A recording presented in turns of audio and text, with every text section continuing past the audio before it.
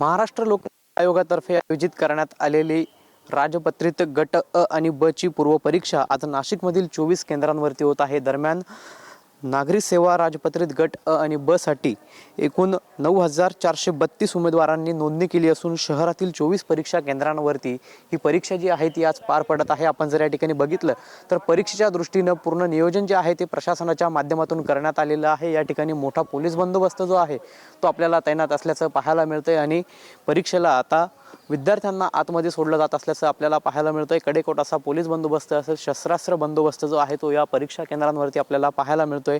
दरम्यान शहरातील 24 परीक्षा केंद्रांवरती ही परीक्षा जी आहे ती आयोजित करण्यात आलेली आहे। जिल्हाभरामध्ये आज MPSCचा हा पेपर जो आहे तो आयोजित करण्यात आलेला आहे आणि विद्यार्थ्यांना या ठिकाणी आपण जर बघितलं तर पूर्णतः त्यांचे कागदपत्र बघून त्याचबरोबर त्यांची तपासणी जी आहे ती करून त्यांना आतमध्ये प्रवेश जो आहे तो परीक्षा केंद्रामध्ये दिला जात आहे। त्यांच्या ज्या बॅगा आहेत त्या देखील सुरक्षेच्या कारणास्तव कुठलाही परीक्षेच्या वेळी गैरप्रकार घडू नये यासाठी बाहेर ठेवण्यात आलेला आहे आणि या संपूर्ण परीक्षेच्या दरम्यान कायदा सुव्यवस्थेचा प्रश्न निर्माण होऊ नये, कुठला गैरप्रकार जो आहे तो निर्माण होऊ नये या दृष्टीने देखील पोलिसांचा जो बंदोबस्त आहे तो आपल्याला या ठिकाणी तैनात असल्याचं पाहायला मिळते। प्रशासन देखील ही MPSCची परीक्षा जी आहे ती घेण्यासाठी पूर्णतः सज्ज असल्याचं एकंदरीतच आपल्याला या ठिकाणी पाहायला मिळतंय।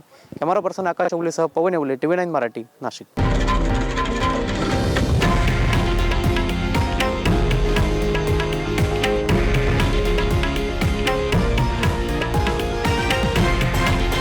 हे आहे देशातील नंबर 1 न्यूज नेटवर्क आणि आपण पाहत आहात TV9 मराठी, एकमेव।